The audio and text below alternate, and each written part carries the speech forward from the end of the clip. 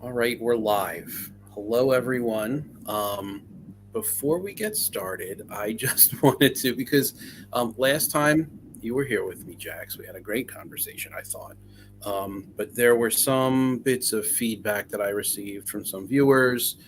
There were some things that sort of came up as the result of like the way we had our conversation. So I'm going to say that if you are here and watching, um, we are essentially on an exploratory journey. So there is no destination that we've arrived at. We're on our way there, and I don't think it's reasonable to expect us to explore weeks worth of uh, uh, travel, essentially, or weeks worth of exploration in a 1 hour, 2 hour stream. So please do keep that in mind.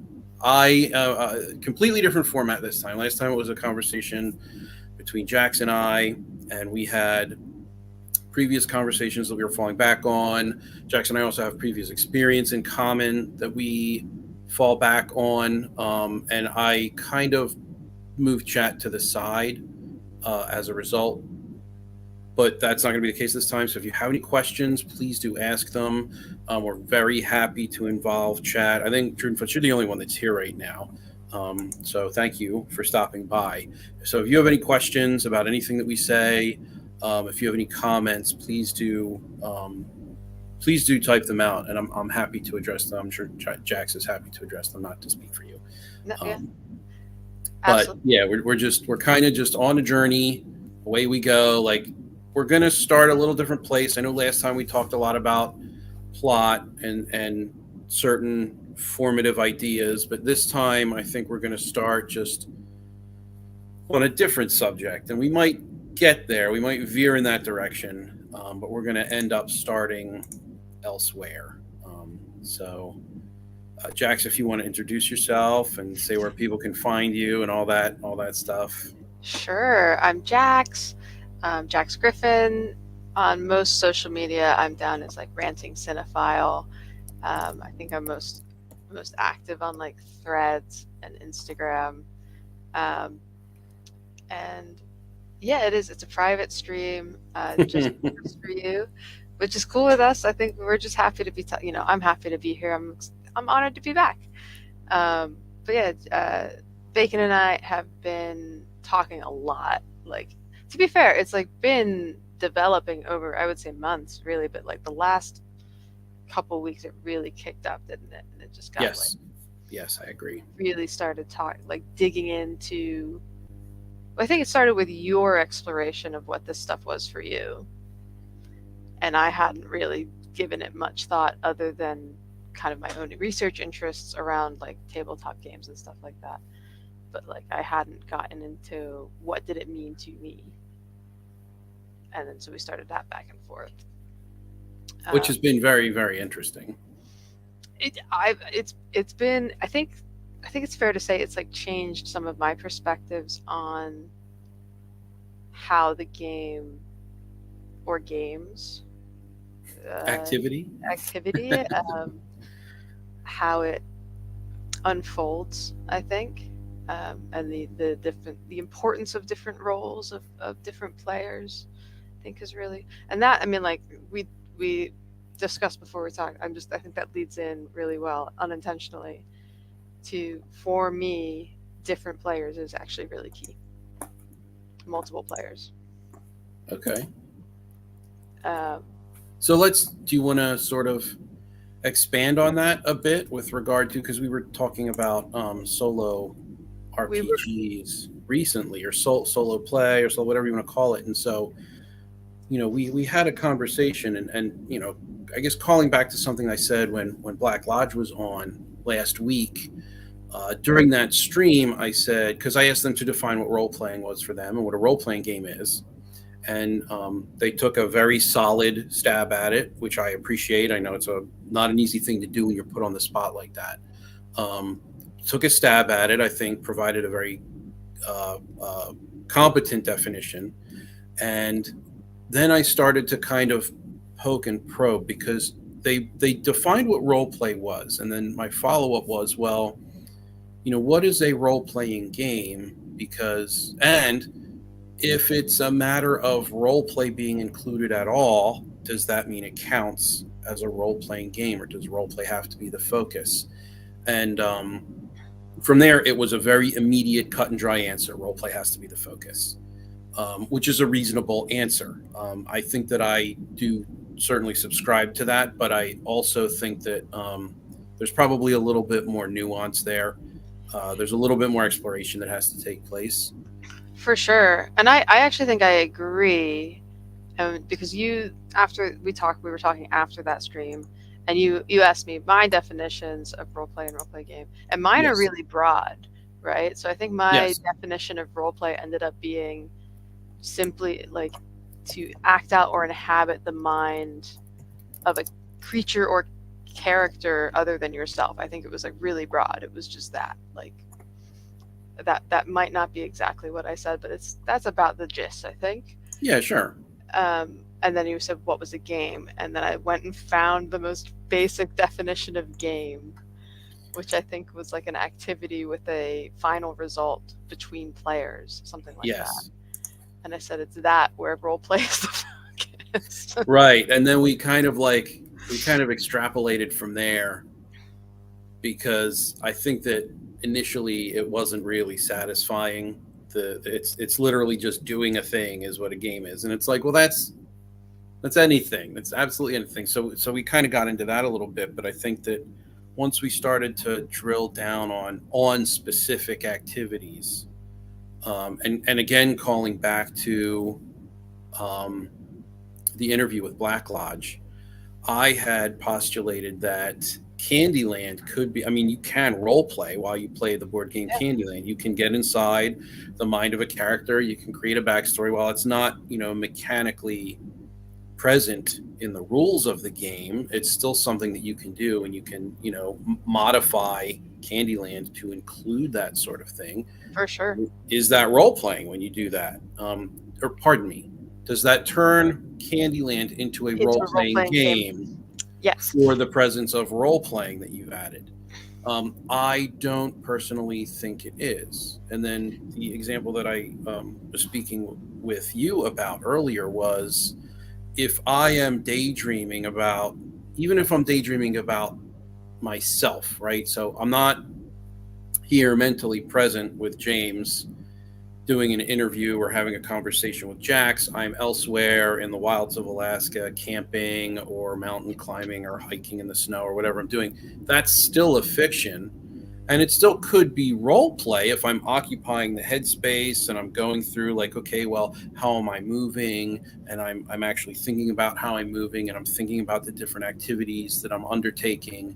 And, maybe I have other people there with me and I'm expressing myself to those other people. Does that count as a role playing game? I Yeah. don't think so. Well, But you kind of challenged that from my definition, right? Because like it's not other than yourself, but then I said that like it's basically a multiverse at that point, right? It is. yes, yeah, yes, exactly. You were the one that actually proposed that. And it's like, Yeah. even if, and this actually challenges one of the ideas that I had in a previous video, the idea that you can only ever be yourself, you can only ever play a human. And I used very poor language in that video. I said I can role play a human flawlessly, and that's not true. I can role play me flawlessly, but I can only role play me flawlessly if I'm in this identical situation with these identical, cultural trappings and identical upbringing. So it, like, the role play is really, it's a matter of forcing distance between yourself and the Yes. character, Yes. but also not forcing too much distance between yourself and the character. For sure. I think I'm gonna end up quoting this person every time or paraphrasing every single time, I think, and it's Brendan Lee Mulligan, and it's just gonna happen because That's cool. Do it. right. But he talks about how when you're role playing, it's not like, because he got asked about, okay, I'm not super intelligent, I'm playing an intelligent character, or like all of these things, right? Mm-hmm. And that role playing is just saying, okay, these are the dials of me, and I'm just turning this up and I'm turning that down. And so they all exist within us. So I actually think I don't know that it's challenging, that video you made where you can only role play a human, or you can only role play yourself. I think in some sense that is actually true, right? That like it is forever going to be through the lens of Yes. ourselves. And so it is impossible to truly know what it means to be, I don't know, an orc, you know, out in the wilds doing orc things, living, having grown up in orc culture. We can only imagine it, and we can only kind of see that through our own lens. Yes. Um, so But it's just, it's like you can sort of try to close the distance between yourself and the orc by considering things like culture and upbringing, and attempting to put yourself there, absolutely. and practicing doing that, and then getting close to, or at least closer to, a mindset where you don't really have to stop and remove yourself from the character and think to Yeah. yourself, well, how would I handle this in the How would, situation, and then apply it to the character. and it So becomes more second nature exactly. in character. Absolutely. And I think, I mean, this is so in the campaign that we just started, everybody's graciously allowed me to record the campaign for research purposes. And I'm also doing videos, but I'm playing a female character, not just like assigned female at birth, but like gendered female character, gendered woman. And that's been interesting. That was like really interesting because I never do that. Even in like video games, anything like that, it was always very uncomfortable. And it was always like, I don't know if I can do this, because she's also like a very like feminine woman, right? Mm-hmm. And I'm like, I don't know if I can do this because like I don't have this perspective. But I've been doing that exact challenge of, okay, well, how would she do this? And it's actually been really like healthy and really, really what's the word I'm looking for? Like it's been kind of like healing in a way to be able to like be like, actually, I don't need to shut off these parts of myself. I can kind of get in touch with them and acknowledge them. And again, it's just, I think it's like turning, okay, I'm just going to turn this dial up. It's not naturally up, but like I'm aware of that it exists, and I know what these things look like. And as the game, even just the first session went on, I was doing that. I was going like, it was becoming more instantaneous rather than having to reach into the depths and kind of figure that out. And this is in the context of Drudenfud says, I think the distance is also important, since roleplay is not just method acting. With the distance, one can introduce dramatic irony. I don't disagree. I think I would probably need like examples. I don't want to misunderstand what you're saying. So if you have an example, and I know that's a pain for me to ask you to type out a whole example in chat, and I apologize for that. Yeah. But is it something that you can maybe immediately understand and comment on? I think I've noticed this, and this is not just with Judenfoods, which am I saying that right? Judenfoods? I have no idea. I believe so. Feel free to I've never been corrected, so feel free to put a phonetic pronunciation correction in if needed. So not the only one, but multiple people on like the one Discord that we're all on separate acting and role play, and I actually don't. So okay. I think acting is a version of role play. I think that I would probably, in a broader sense, agree with that.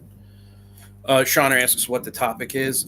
We're kind of about to, I think, drill down on solo role play and qualify it. I know you have a simple answer. You're going to say, no, it's not.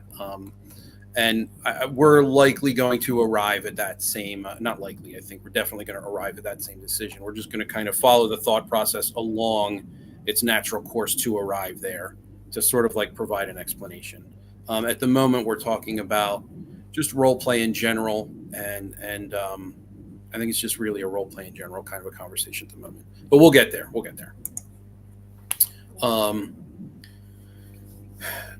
But is role playing acting? I think that there is Oh, he's only seen one person able to actually role play in a solo RPG. I would be very interested in seeing that because we actually went into this conversation having done a little bit of prep. I'd say moderate prep, and well, we'll get there when we get to the conversation. I don't want to ruin your points that you're going to make or anything like that. And I'm a blabbermouth, so I'll just word vomit and ruin everything. But I would be interested, Connor, to see if there's like a link or something that you could send me. I would love to be able to see actual role play in a solo RPG. Because as far as I've seen, no one has achieved that. But getting back to, I lost my train of thought. We're talking about it was acting and role play. Oh, okay. I think in a general, more broad sense, that yes, it qualifies.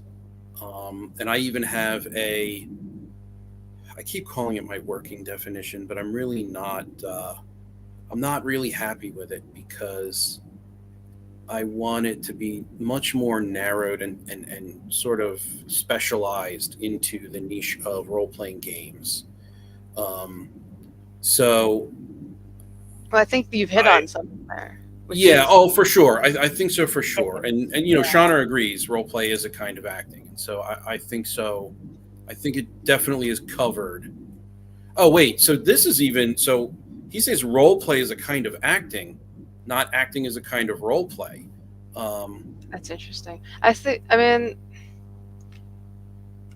that is interesting. I agree. I would have a bit of an Ouroboros situation. Probably. Kind of, where does the head?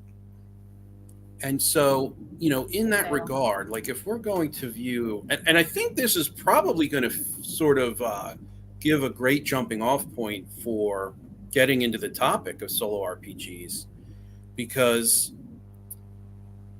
if it is a kind of acting, right, then there is sort of a prerequisite for there to be an audience.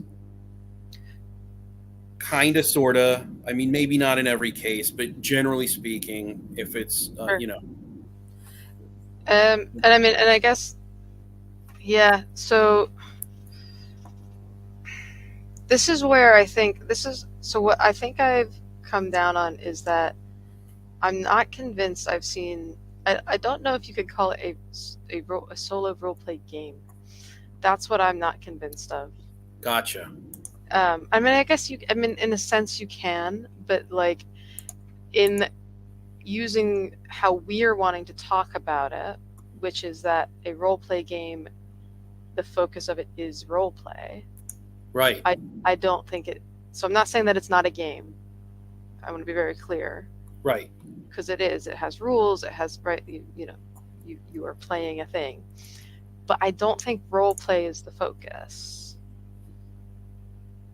I agree with that. And to relate this to the solo RPG. Okay, there's actually a lot of comments. There's a lot of comments. Before I go in there's a lot of comments. So let's see. Junifut says, I think dramatic irony comes into play when you play in settings in which you as the player know something and deliberately set the character up to touch the theme of the game. Okay. I don't disagree. That's a really great point, and I don't disagree with that. If you, I guess where in my view, I would say that there's an indelible separation between player and character, regardless of how close you can get to their mindset. There's always going to be that barrier that it might be the thinnest layer of separation, but it's always going to be there. You would sort of maybe use that as a tool to play with, to distance yourself from the character with intent to achieve this sort of irony, which I think is a perfectly valid way to play. I mean, I think as long as the role play is the focus, and as long as you're, go ahead. Sorry, no, I interrupted you. No. It's I was kind of at the end anyway, and I stumbled over my sentences instead of just ending them. No. I think it is a valid way to play. You go on to say it's close to metagaming in your next comment, but I don't know. I don't know that this is so. I don't know that this is as bad as people want it to be, right? Because Mm-hmm. Mm-hmm. essentially, if you're still being true to your character, right? Mm-hmm. Um, Metagaming in this sense is simply seeking a satisfying story, a satisfying, you know, resolution maybe, or uh, conflict, anything. Um, and I actually think, June, if it's you're the one that said this, players are the first audience and often the only audience. So I don't see why that would necessarily be a bad thing. I guess is my. I'm gonna put that out I there.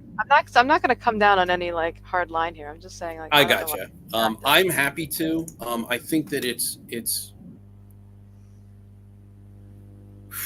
talking about story and plot and narrative, as long as the resolution that you are attempting to reach, the satisfying resolution, is a part of character motivation and Mm, personal goals, um, and how that plays out in the world, which very well may be, killing the evil sorcerer in his mountain lair. Which that's totally fine. That's totally valid, as long as it's the result of a personal motivation and goals. I think that's a reasonable to achieve. I yeah. think you get really it becomes so. This gets back to what we were discussing earlier today, even about oh shoot, my brain, it's going to leave my brain. Character motivation, role playing. Ah, I lost it. Unreal. Well, we'll get back there anyway. Hey, you're in Dang safe it. company. Dang it. It was going to be a really great point too. It, it'll come back. Um, It'll be like in 2 hours when we're done, but it'll come yeah, back. yeah. Yeah. Hopefully. Dang it, man. That feels so bad on a live I, stream, and I'm sorry, man. it's not your fault. I mean, but okay, I guess we'll go back to the comments at this point. So, Shauner is saying screenwriters will role play scenes while Yeah. they're writing their scripts. I don't disagree with that at all. I don't think there's a performance component necessarily when they're writing, but I think there's certainly a role play component.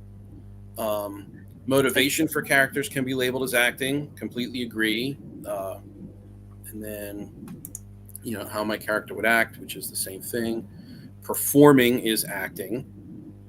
But here, describing what your character does is not acting. So there is a non acting descriptive component to role play as Shauner describes it, which I agree with, because I actually probably tend more toward the role play is not acting side of things. It's not immovable. I'm not a staunch, plant my flag in the ground sort of, it's not acting kind of a guy, but I would definitely need to be persuaded.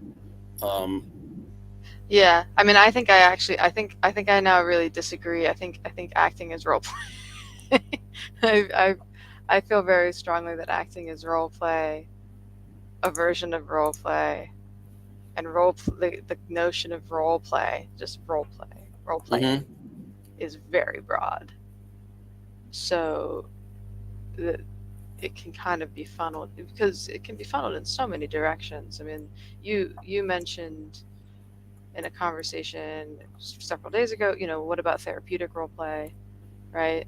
And that's mhm, totally different, right? And that's not really acting. right. Uh, so I think there needs to be, in my opinion, there needs to be a differentiation there, actually. Yes. Man, it's almost coming back to me. Whatever, we'll get there. So, on the heels of that, and you know what, I assume that this would be Shauner's opinion, that talking in character and creating that dialogue between an NPC or you and another character is acting. I can see that as being acting. Um, so let's see. Drunfoot says here that for me, acting is a part of role play, but since I prefer to play in third person, for example, and acting is usually about performing the character in first person. That's true. And I think this is a definitive break between acting and role playing, because when you're, pardon me, acting and role playing games, I have to specifically qualify.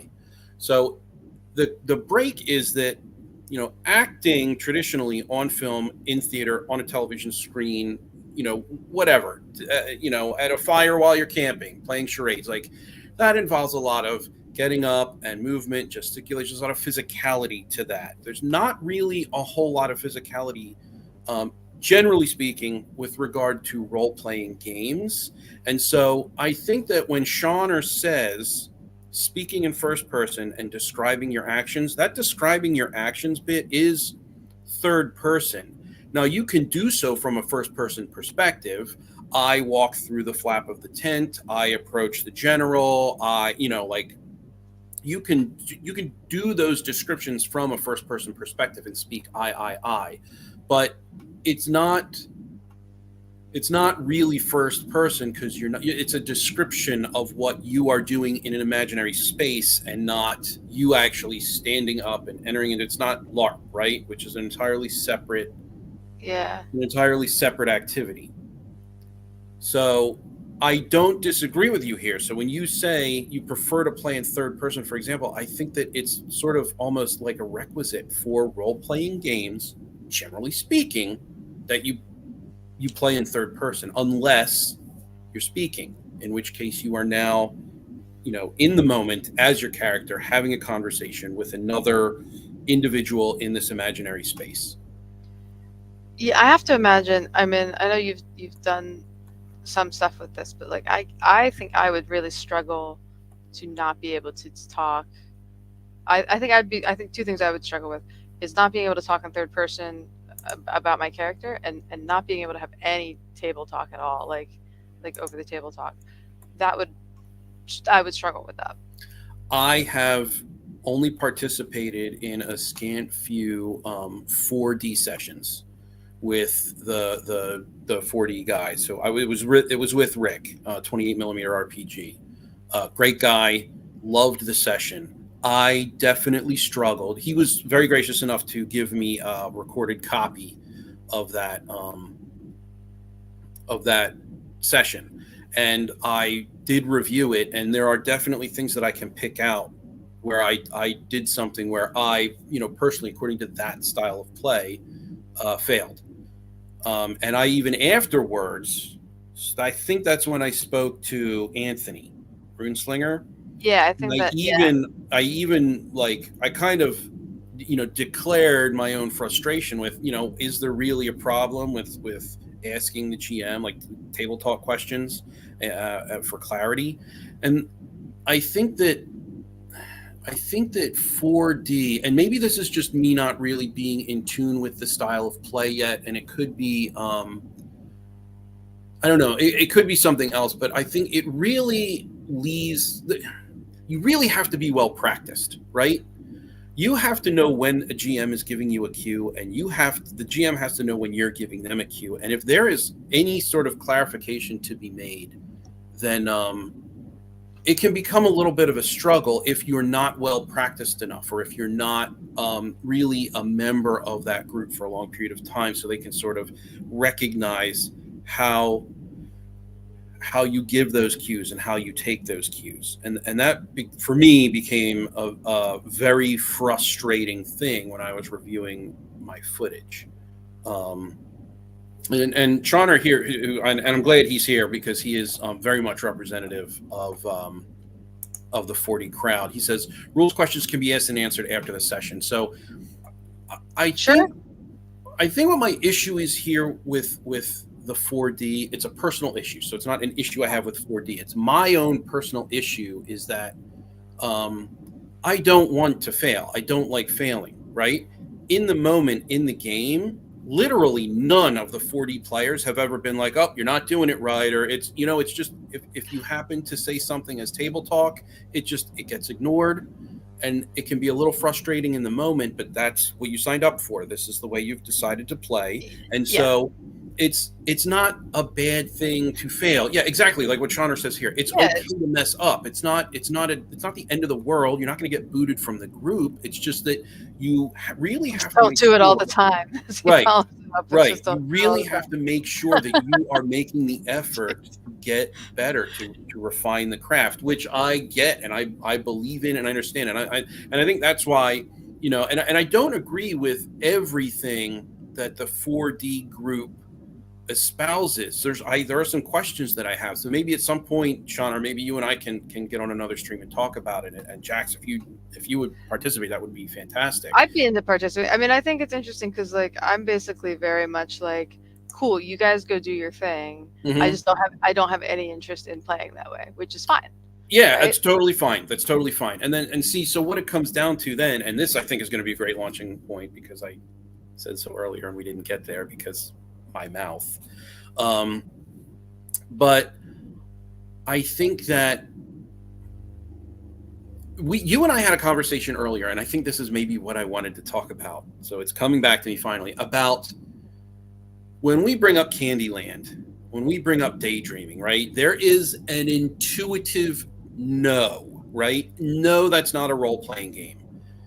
I want to name what that mechanism is. I want to name it so that we can sort of hold it up as a lens to say, hey, this is, we're comparing this activity to this, and the intuitive piece, whatever it is not present. And Yes. thereby, this is not a role playing game, not role playing. I'm not, so that's not, the Yes. goal is not to sort of label role playing because That's a yeah. that's, yes, it's a very big, deep It's sort big. of exploratory. I mean, it's very easy, I think, to say, and I think Shauner nails his definition of role play. It's speaking in first person and describing your actions. It's a very simple, very curt definition. I think that it nails down exactly what his view is.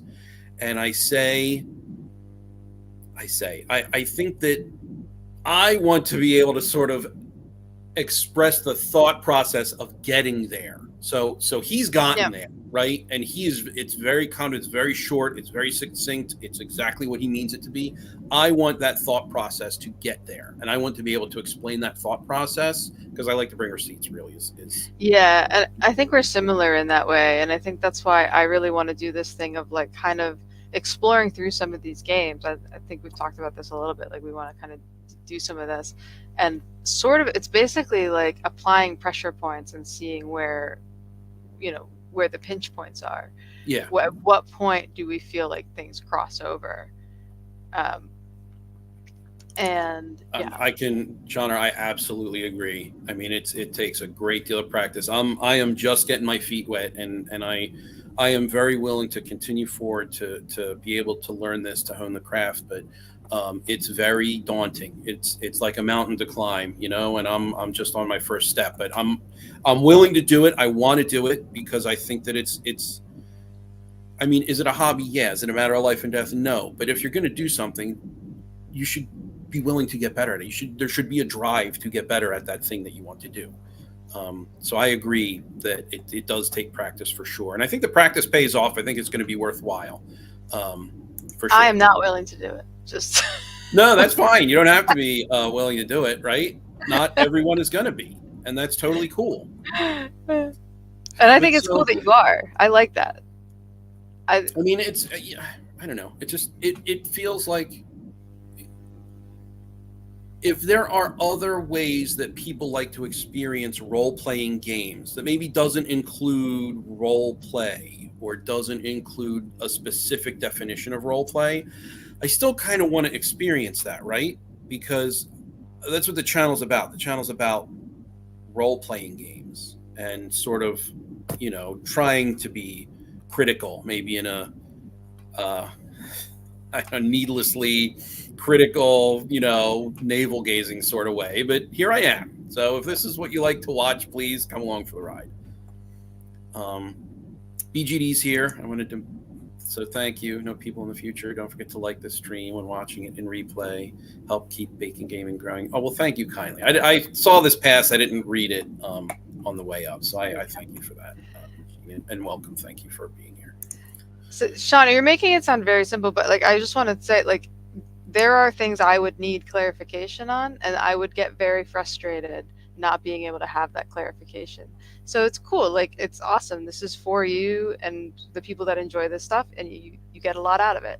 I can tell I would find it extremely frustrating, like, and it's knowing when it's my turn. Shauna mentions here not a whole lot of practice, but depending on how much deprogramming is needed. And it's the deprogramming that I think is an issue, because it's not just a matter of old habits getting in the way. It's a matter of maybe needing old habits, maybe needing those habits, formative new habits. Like it's not, I don't want to say like needing old habits. That sounds negative. It sounds like I don't know. It sounds like it just doesn't sound correct, but there might be valid reasons for clinging to specific types of behaviors while you're at the table. There might be reasons why there's maybe an inability of particular individuals to remove those layers from the character and the player. There's any number of reasons that could contribute to that sort of thing. And I definitely think that, but personally, I can say definitely it's old habits getting in the way. Because when you grow up playing role-playing games and sort of getting into the experiences that they provide, and then all of a sudden you go, well, hey, wait a minute, this doesn't feel role-playing. Or this doesn't feel like role-playing that I'm used to, or maybe the role-playing that I'm used to feels like it could be better, because there's, the famous complaint, the ubiquitous complaint of cramming 30 minutes of fun into 4 hours of combat with regard to, it's specifically used with regard to Dungeons and Dragons. It's by no means the only game that does that. And so it becomes, you get a little bit more critical. You start to examine, well, what is actually going on here? When the GM says, okay, well, when you see this or when you see that, why can't I tell you what I see? Why can't I tell you where I move? Like, why can't you stick strictly to how I describe what my actions are and what I'm saying is? And so that sort of is what set me on a path. And again, he's right. Like, out of context, Style has a lot of questions about how to do it, and I would agree with that. I still have questions, but like I said before, I'm willing to learn. I'm willing to step down that path. I'm willing to go and see what it's about. I've received nothing but warm wishes and welcomes from the group. So it's not, I think there are particular opinions that have been formed about the group. Some may be warranted. I mean, some maybe not. But I've had nothing but good conversations, and always willing to answer questions, always willing to, set up sessions. But I think we need to maybe move past this a little bit with regard to and get into that intuitive that intuitive element. And Drudenfut says here, maybe it's just like Prawn, you know it when you see it. Role play when you see it. That's actually a really good point, because I actually was thinking this exact thing a couple of days ago. It's like, well, how do you really kind of target that intuitiveness about being able to say, this is definitely role play, this is definitely not role play? Pardon me, role-playing game, not role play. We're talking about the games, the actual tool sets that we use to role play by. Well, I think this is an interesting point. You're not a meanie, Shauna. You just know what you're talking about, and I'll say what your opinion is, and you stake your claim. You plant your flag in the ground, unafraid. And so I wouldn't consider that mean. I think that certain people take it a certain way, but what can you do? So go ahead, Jax. I'm sorry. No, it's just interesting, like this thing of like knowing it when you see it, and I think that that's the case in most instances, right? Like, I think if you take any art form really and ask like the average person who enjoys it to define it, that's actually a really hard thing to do in like any medium. It Uh, is, like, especially like we can even talk about, sexuality for a little bit based on what Drudenfoot says, and when you see it, it's like, well, there are, like, you can't just say it's a sex act because context matters. If it's a sex act toward an end, like a plot, for example, um, Doug Burton, who was on yesterday, who I was talking about Alien Romulus with, he wrote a book called Faraway Bird. It's about Empress Theodora in Byzantium, and there's quite a bit of that in the book.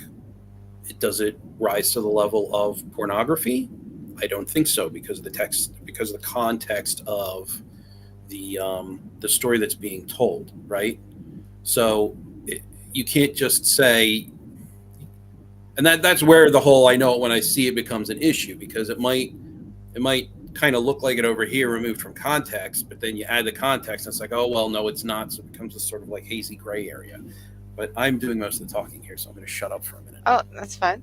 Um, no, it's just this kind of thing of like, it's not really until you start doing, I think, kind of what we were starting to try and do, which is separating. So where do all these art, to use a term that we were discussing earlier, art worlds, Mm-hmm, they mm-hmm. all kind of overlap, right? But they are distinct. And it's not really until you start going, okay, well, what makes them distinct from one another? And that's where you kind of, the definitions sort of illuminate from there.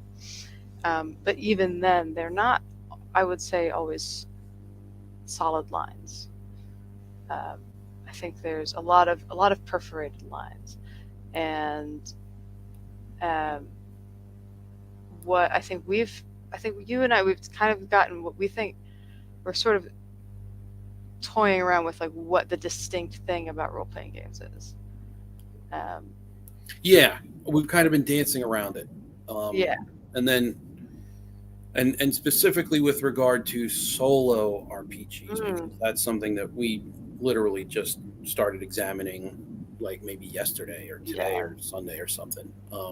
But you have a perspective on those that I found very interesting, because it was a very intuitive perspective, and and Well, it was. I immediately was like, I don't think, I don't yeah, know. yes, And then, yeah. yeah.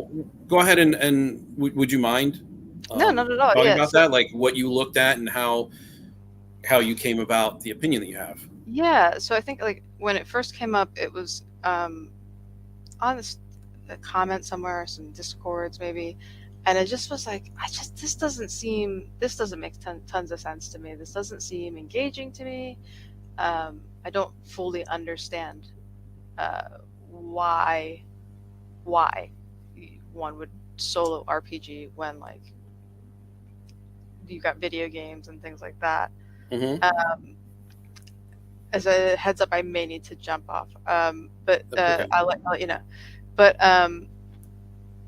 and then it was like, okay, well, I need to at least kind of like at least watch some solos, or like understand more how they work, and um, started. So I watched some of Solo Dark. You sent me that, Mm-hmm. and I put some I put a thread up and asked people to give me their opinions. And after a little bit of like people not really understanding what I was talking about, I did get some very interesting responses. And what it ended up seeming like to me, rather than a role play game, is more writing practice. And I don't mean that derivatively. I don't mean that in a sense that like people don't enjoy this, but it, without the feedback, the external feedback from other people, so not just an oracle table and not just, you know, your own ability to kind of, like, let's be honest, like you might say you don't have control, but you do. You have control over the whole thing. You're setting your own DCs. You're choosing when you go to the oracle tables, right? Like I know for me personally, I need that external feedback, whether it's from other players or a GM, because I'm just gonna cheat. Like, Oh yeah, and because it's there's no like accountability. there's It's no just you. accountability, and I think it's actually that it's an unsatisfactory experience to me, is what I ultimately So is determine. that really what we're kind of driving at? Is it an external accountability to commit to the actions that you've described that I is a contributor to a role playing game? I think that that external accountability, if I can like call back to our last stream, is something that creates that sense of living plot, Okay. right? I don't Hmm. think I don't think the plot is living in the same way that we discussed that in a solo game. I think it's mutable and you're still getting a sense of feedback, but it's not it doesn't have the same dynamism dynamics. It doesn't have the same dynamics. Um, and yeah, it's just it's not quite. So it doesn't matter. App, book doesn't matter. It's still fixed. It's still programmed. You might as well be playing a video game, right? It's not. That's not the same thing. We're Well, just even in referring a to video game, like common the thing. code holds you accountable in a video game. Yes, yes. So is It's that, a but fixed that's not point. like, that's not role playing. That's not, I mean, I guess people call them role playing. I don't want to get into computer games. I started off the channel not wanting to get into computer games and trying to define what that Yeah, no, is. we don't have to branch into that. I'm just saying, But you, like, I mean, to your point, yes. But you used a very specific other example oh, that I of the thought was pretty brilliant. Minesweeper. Is this the No, Minesweeper? Oh, no, the analog example, the choose your own adventure books. oh, yeah. So yes, I think they are essentially like more built out choose your own adventures. And I suspect I would not be surprised if people that enjoy solo RPGs liked choose your own adventure books as a kid. Hmm. I very much wanted to like choose your own adventure books as a kid, and did not find them satisfying for the reasons I just explained, basically, which was that I would go through and make the story however I wanted it, and then actually the story being however I wanted it is not fun to me. Yeah, I don't think I want that much control.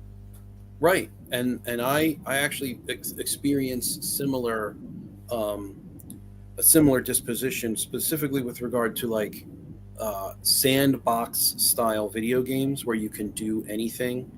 Mm, I find it difficult to really narrow my focus and follow a path toward whatever story they're telling. And so I usually end up not either not playing them or trying to and genuinely wanting to be engaged, but then just not being able to get hooked.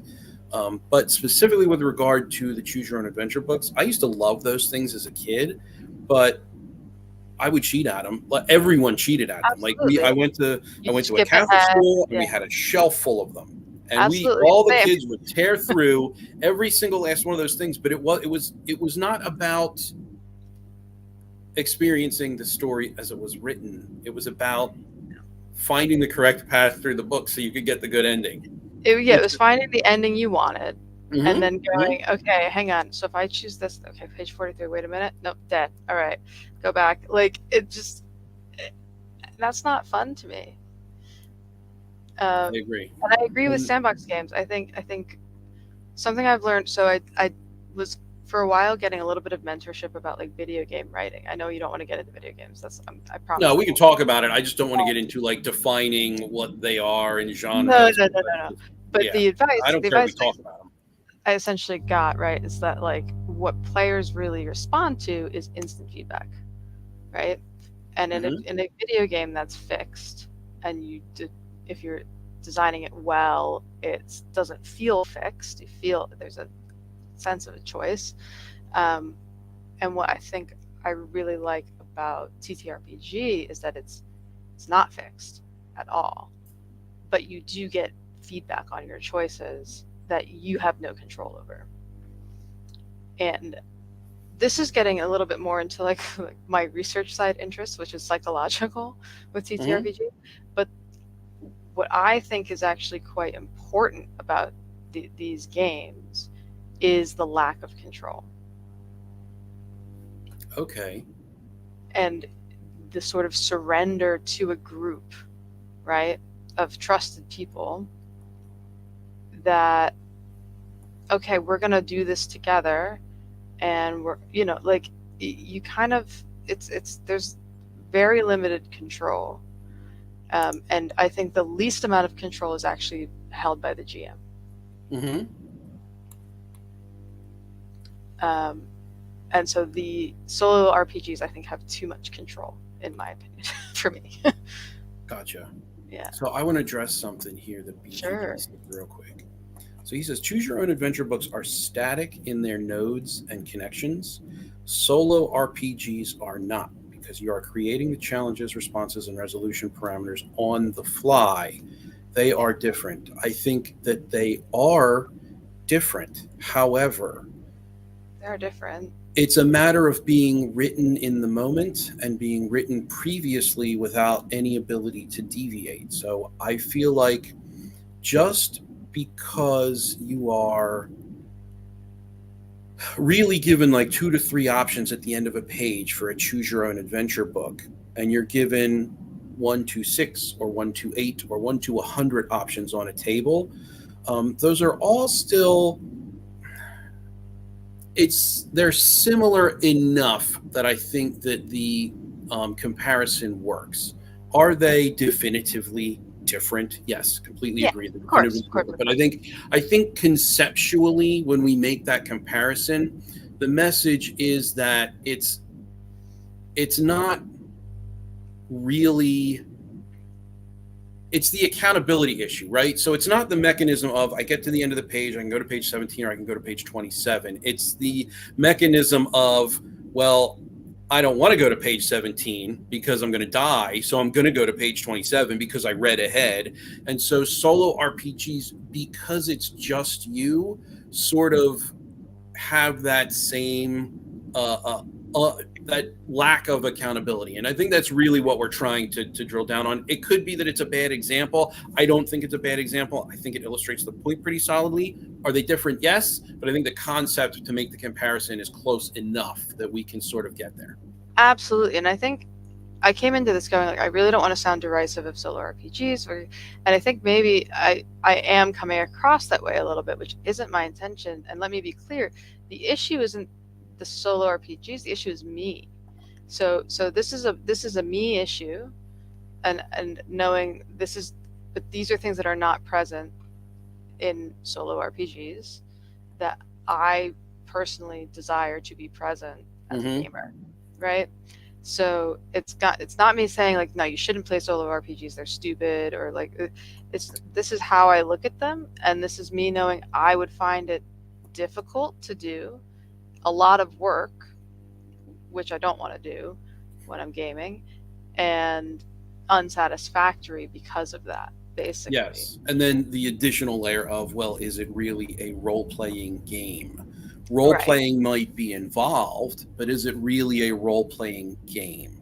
And I think that ultimately, oh, hey, Heath, thanks for swinging by. Greta, Heath.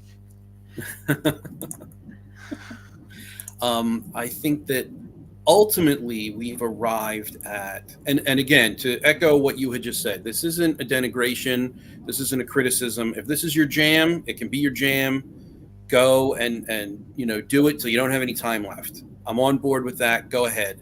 But I don't think that it necessarily qualifies as a role-playing game in the Yeah. same way that, and this goes back to something that I said in one of my, I say earlier videos, I have like 12. I think it was even the first video that I have, that role playing is essentially an individual experience in a group setting, right? So I think that if you have an individual experience without the group setting, it's not a role playing game. If you I would have agree. if you have the group setting without the individual experience, difficult to do. Probably would really flounder and struggle and try to find an example for that. But just for the sake of argument, let's just say that you need both components in order to foundationally be considered a role-playing game. I don't think that's unreasonable, right? No, and I think it could come across as though we're saying, "Oh no, like you're not in our camp, like go away," which isn't what we're doing at all. Right. It's more like I think it's part of the camp. It's just not. It's not the same thing. I agree with you in this. I think we're still kind of like narrowing down the why. Like Right. this is still very much the I know it when I see it kind of Right. conversation. And I think this really it kind of sort of kicks off in a really exciting way my desire to express how adding or removing something fundamental from an activity can transform the activity into something that isn't what it used to be. So when we go back to Brownstein, and I again brought this up with Black Lodge, that was a great conversation. If you haven't seen that, please do go and see it. Not because I want you to give me the views, but because it's generally a good conversation. It is a good Or conversation. legitimate. People should go watch it. Thank you. But when you go back to Brownstein and you see that what most people will attribute the catalyzing element in the transformation from war games to role-playing games is the addition of the referee. Now, judges had always been a part of war games, but judges really only make calls according to the rules. So they're rule bound, right? Referees made calls on the fly based on the interactions the different players were having with each other, and it was due to the mechanical their mechanical elements. So they were achieving or attempting to achieve victory points through meeting certain goals, which personal motivations and goals, like I mentioned earlier, except for these were codified. So you, as the French spy, had to go and do this or this or this or this, and this is the way that you get the most victory points to win the game. I think I'm still a little fuzzy on how an actual winner is declared, but I'm reading through the material right now, so I'll get there. But the idea is that you have a character, you're playing a role. How you get there is entirely up to you. Like the actions you take to achieve those goals or to meet those motivations, entirely up to you. Which, by the way, was considered a round failure by Wesley, the guy who created Brownstein, because he thought that because he couldn't plan for every contingency that free form interaction allowed for. So he refined the system, which was an actual failure because the players wanted the freedom. So getting all that history out of the way, he added something foundational and fundamental to the war game, which eventually over time, it wasn't instant. It wasn't like, boom, here's role-playing games. It catalyzed the growth that became role-playing games. For sure. So in that same way, regarding solo role-playing games, if you remove that referee, right? I mean, technically you're the GM, but it's like unbound. There's no accountability. If you remove the GM like that, does it still qualify as a role-playing game? If it does, why? And if it doesn't, why not? And that's kind of where the whole intuition thing and the fuzziness comes in. And this gets into like GM-less games and stuff, right? Which is my kind of next port of call to investigate a little bit. I agree with you. I think we should go there for sure. Yeah, but like, I don't disagree with you, Drew and Fuzz. I think that the agenda of the characters was introduced at the same time as the referee. I think most people name the referee because the motivations of the characters are sort of unified and tying up into the referee. I don't know for sure. All I know is that the material that I've read says that it points directly to the referee as the catalyst. But I would actually agree with you. I think it's the addition of the referee and the mechanical goals and motivations that are provided to each individual role in the game. So I absolutely agree with you. I just don't want to. I don't want to say, I'm just a dude on the internet. Like, who cares what I think? The vast majority of thought says that it's actually the referee. So we can go with that for now until we, explore that further. And I have every intention of doing that. Yeah. Um, So Shauner, interestingly, says if characters are character driven, so personal goals and motivations, no GM is needed if the setting is already known I and mean, the difficulty levels are known. technically, yes, but again, we're encountering a situation that I think I would find unsatisfying, personally, on a personal Because level. of the removal. Well, what if it's a situation where you are in a group? So you maintain the elements of individual experience, group activity, Mhm. but no GM. So what if it's all Why? player facing? Because those games exist. I know they exist. And like I said, this is why this is my next port of call. Yeah, and I don't I have an answer for that question either. I haven't explored Yeah. these games myself, so it's definitely an interesting thing to explore. I think. I mean, since Drudenfoots makes a suggestion, I'm open to it. Yeah. Among Oh, I agree. I still have yet to play Fiasco. I would love, and this is not the first time we, Drew has mentioned this. I would love to sit down and play a game of Fiasco. we could for sure do this. Yeah. And I think it's like so Sean is saying it's like the difficulty levels are known. I don't want to know it. I don't like knowing what the difficulty levels are ahead of time. I kind of like saying I'm gonna do this thing, and then you get sort of a sense of it, and then it's like, oh, this is harder than I thought, or like, you know, there's those little surprise. It feels like it might be unsurprising, um, and I think if you have a good GM, it's not that is it's a back and forth, right? It's not just like Shauna. You seem to, from your comments, you seem to see the GM as like a limiter, and I disagree with that. I think some GMs do that. I think those are bad GMs. Um, a GM is, in my mind, not really just a referee. It's someone that's there feeding into and helping the the story grow.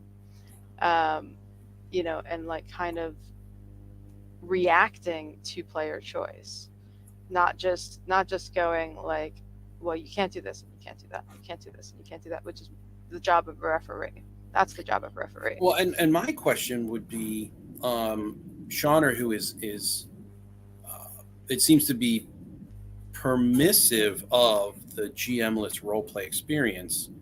Um, the question I want to ask is, well, why is that still a role-playing game? And if it is still a role-playing game, why is it still a role-playing game? And I'm like 85% certain that the answer is going to be very simple and very direct, which I appreciate from Shauner. He knows what his thoughts are. He knows what his opinions, able to state them directly and briefly, which is clearly not something I'm able to do, an hour into a conversation. But it's that question. Like, I'm not eliminating GMless from the role playing game group, right? Yet, anyway. But I'm pretty sure solo role playing games have been eliminated from the group. For our purposes, I think so, because I think we both agree that they seem more like writing exercises. Yes, right? they're more like writing exercises. With some in fact, external prompts, but like it's still really internally driven. Yes, and this is what Shauna even mentioned this. Some solo RPGs can create journals that you'll end up with at the end. It's about the resulting journal, which is something cool to read, which I agree, but it definitely seems like it's not really a role play game or a role playing game. It does involve role play. But that's not the focus, though, is it? The focus of a solo role play is actually the plot. Is actually right. It would be. It would have to be. So, in going back to our previous conversation, we kind of came up to this thing of like in role play games, plot is serving the characters, right? And in the solo, it's kind of, you're chasing plot, really. Yeah, Right? yeah, From my understanding of it, and I'm gonna keep. I yeah. want to keep. Which is really Maybe it's that's really strange, because if you're chasing plot, I think this endorses the point even that much more, because if you're chasing the plot, right? So solo yeah, role play is exactly. what happens What next. happens Exactly, next? Yeah. exactly. So if you are chasing plot, right? If in the moment of role play you are a character with personal motivations and goals, right? But these are not what are lead. So I guess getting back to the idea of living plot and how plot kind of emerges from the play, from the characters who are pursuing these motivations, or rather acting on the motivations and pursuing the goals. If all you're doing is chasing that plot, then it's a different mechanism of play, Yeah. That's because what you're I think. not Yeah. you're not creating the plot as you are inhabiting these characters anymore. You are sort of kind of asking what the next plot beat you have to meet is by rolling the dice or turning to page 17 or 27. Right. Yeah. Yeah. I think we kind of, for at least as far as I'm concerned, I feel like we've nailed down on that. But and Yeah, I see. Yeah, again, I agree. In a group role play is not what it's not about what happens next. It's about exploring the motivations and goals of your character. So yes. you are the plot's following you, which is I think why you called it living plot, because it's we really should probably have a conversation about this. It should probably be like a conversation unto itself, but Yeah. I don't And know I how ready we are for that.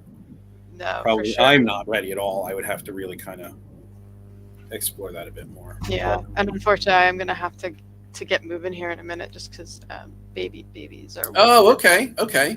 But I apologize. No, you don't have to apologize at all. We've gone for an hour. I think that is long enough. I think, like I said at the beginning, this is a journey.